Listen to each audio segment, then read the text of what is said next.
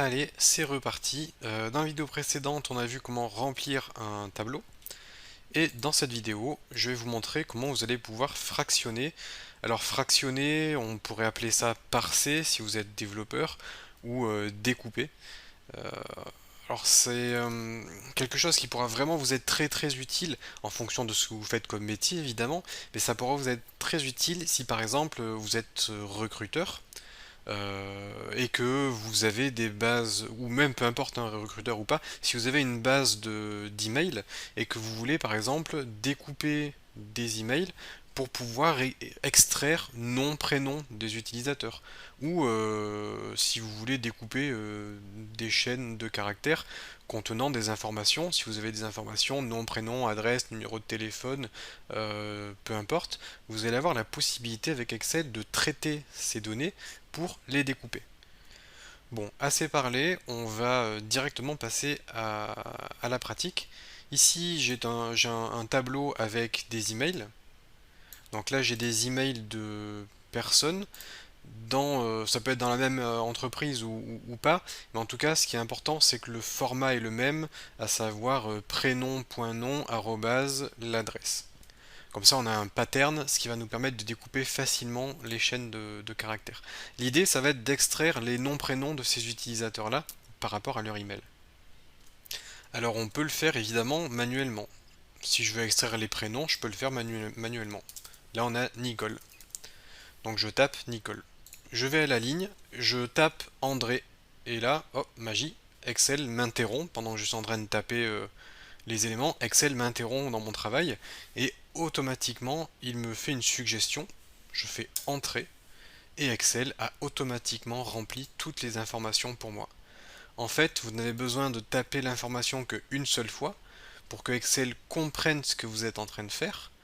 Vous commencez à répéter l'opération une seconde fois et avant même de taper deux lettres, Excel a déjà compris ce que vous essayez de faire et il va automatiquement découper tous ces emails pour vous. Donc c'est aussi simple que cela. Ça s'appelle le remplissage instantané. Alors on a la possibilité de faire la même chose mais différemment. Par exemple pour les noms. Ici on a déjà un nom qui est écrit. On a Durand et je voudrais répercuter tout ça sur les cellules du dessous.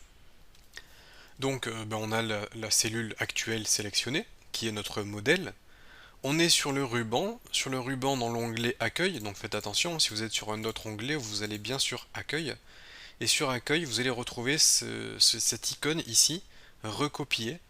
Vous pouvez cliquer dessus, mais vous pouvez cliquer sur la petite flèche à droite qui va ouvrir toutes les options possibles. Vous pouvez recopier vers le bas, vers la droite, vers le haut, vers la gauche. Mais on a également le remplissage instantané, et ça c'est ce dont je vous ai parlé à l'instant. On clique dessus et automatiquement Excel va nous remplir toutes ces informations là avec le remplissage instantané. Je vous ai fait une capture d'écran ici avec un résumé mémotechnique ici avec l'icône en surbrillance pour que vous puissiez vous souvenir de cette manipulation là. Alors le remplissage instantané est bien pratique mais parfois il est pas idéal dans certains cas. Par exemple ici on a des données.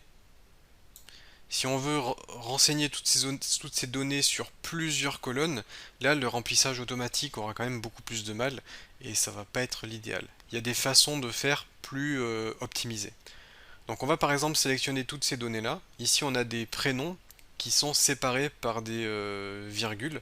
Donc on a prénom, virgule, nom, virgule, le nom de la société. Et donc les données sont séparées par des virgules. L'idée, ça va être de découper pour avoir le prénom, le nom de la société. Alors pour cela, avec tout ceci sélectionné, on va aller dans Données. Donc au niveau du ruban, vous allez aller dans Données.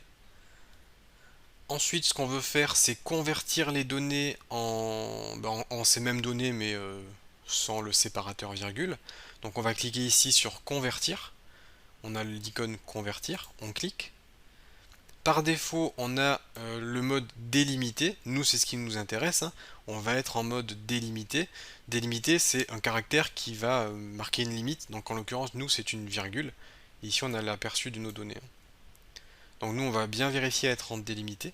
On clique sur Suivant. Dans le séparateur, on va bien vérifier à ce que virgule soit coché et la tabulation soit décochée, puisque nos éléments sont séparés par une virgule. Si vous travaillez avec un fichier CSV par exemple, ça sera le point virgule, le séparateur. Donc là, vous voyez que automatiquement, on a notre tableau en dessous, on a l'aperçu, on a le tableau qui a été correctement formaté. Regardez, si je décoche la virgule, on voit nos données brutes. Si je coche la virgule, Excel montre où est-ce qu'il va découper. Si vous voulez découper au niveau de l'espace, en plus, ça va également découper si la société est limited ou pas. Donc nous, on va juste faire par virgule. Suivant. Ici, on va rester en mode standard. Par contre, pour la destination, on va pas laisser cette destination-là.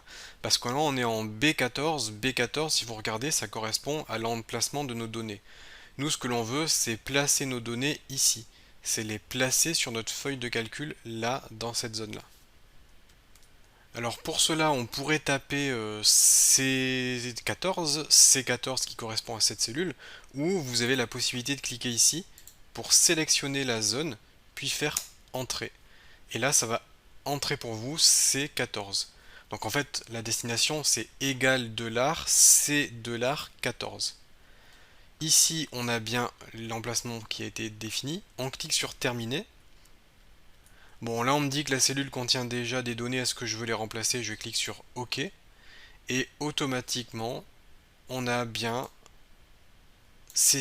rempli les informations découpées. Donc on a découpé nos données ici, on les a bien inscrites dans les bonnes colonnes correspondant à ce que c'est un prénom, un nom ou le nom de la société. Donc voilà comment découper des données par séparateur. Ça va vraiment vous permettre de faire du traitement à grande échelle. Si vous avez des bases d'emails conséquentes, des bases clients conséquentes, si vous voulez faire des statistiques pour savoir, par exemple, quel est le code postal des personnes qui achètent le plus de produits chez vous. Et vous allez pouvoir découper vos données pour extraire justement tous les codes postaux pour faire ce genre de statistiques. Bon, évidemment, avec Excel, on a la possibilité également de découper avec des formules, tout simplement. Ici, on a trois noms d'utilisateurs, Tom, Léa, Paul. Les trois utilisateurs sont séparés par un simple espace. Et là, j'ai prénom, donc une colonne prénom, qui est en fait la découpe du premier prénom. J'ai une colonne ici d'assistance. Alors une colonne d'assistance, c'est juste pour stocker temporairement une valeur. En gros, j'ai découpé la chaîne de caractères pour prendre le premier prénom que j'ai stocké là. Ma colonne d'assistance, c'est l'équivalent de ça moins ce qui a déjà été découpé. Et là, je vais devoir redécouper ça pour stocker le deuxième prénom, puis le nom, le nom numéro 3. Alors là, c'est prénom 2, et là, c'est prénom 3. Donc si on regarde un petit peu, je clique sur Tom ici, si on regarde un petit peu la formule que j'ai utilisée, j'ai écrit égal gauche, donc gauche comme la gauche, hein. Donc ça c'est égal à gauche de B25, B25 c'est cette cellule-là. Donc ça veut dire qu'on va partir de la gauche, point virgule trouve, donc là on lui demande de trouver quelque chose. Qu'est-ce qu'on lui demande de trouver? On lui demande de trouver guillemets, espace, guillemets. Donc en fait, on lui demande de trouver un espace.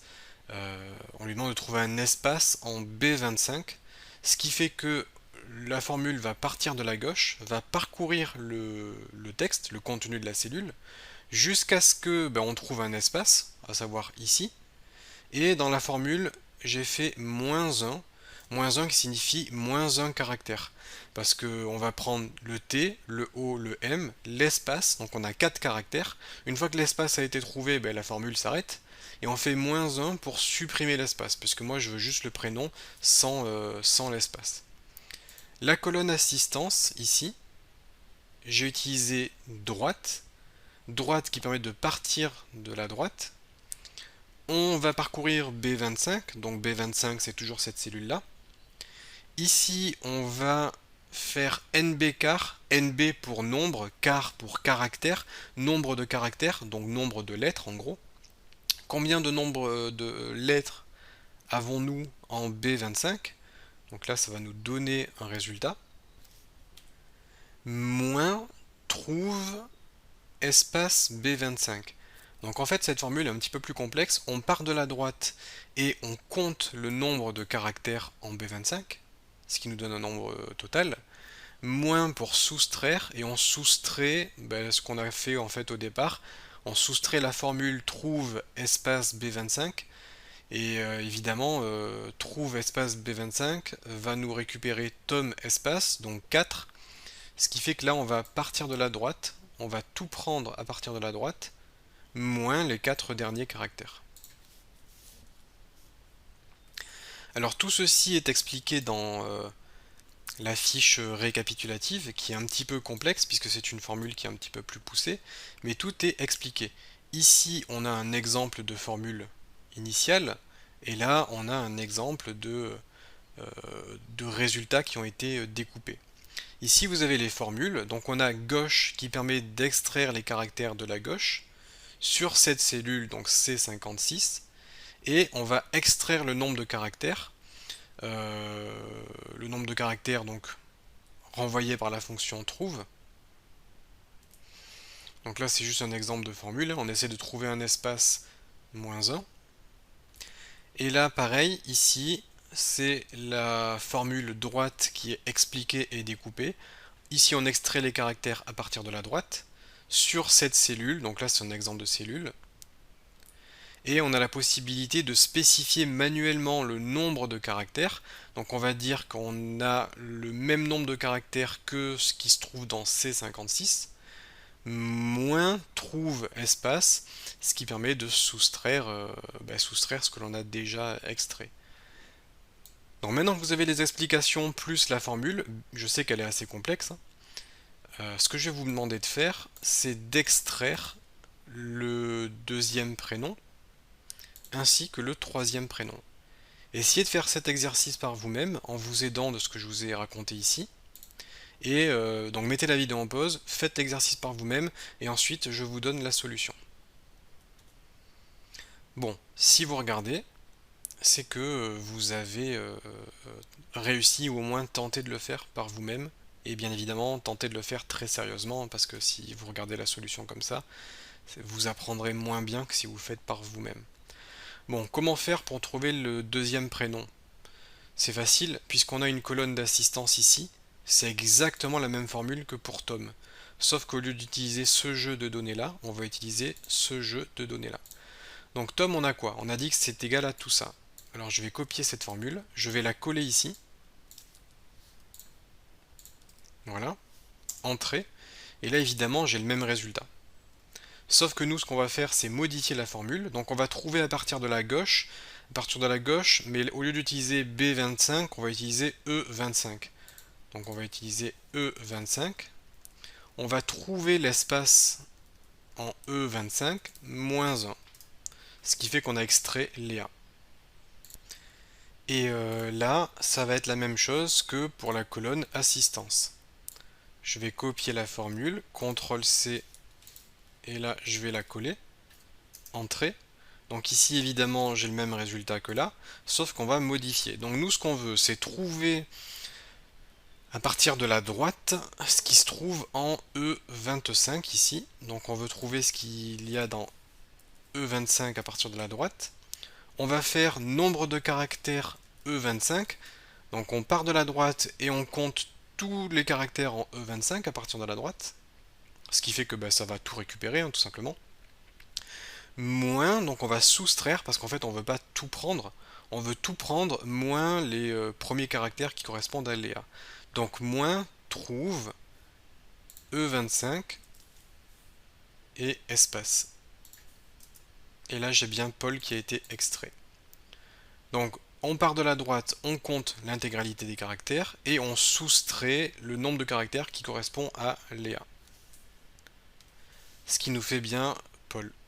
Et là, cette colonne-là d'assistance nous a juste permis de pouvoir faire l'opération en plusieurs fois. Donc voilà pour cette formule. Droite, gauche, trouve, nombre de caractères. Tout ça va vous permettre de faire ce genre de petites manipulations.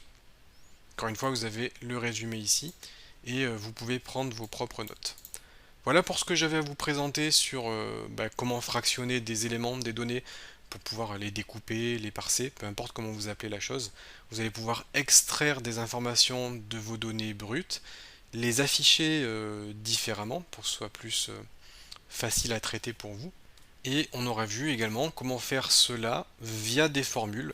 C'est un petit peu plus complexe, mais dans certains cas, la formule est nécessaire selon comment vous avez euh, comment vos données sont représentées. En fonction d'eux, il faudra passer par une formule, mais les outils automatiques sont déjà très pratiques et couvriront la plupart des cas. C'est tout ce que j'avais à vous présenter dans cette vidéo, on se retrouve dans la prochaine.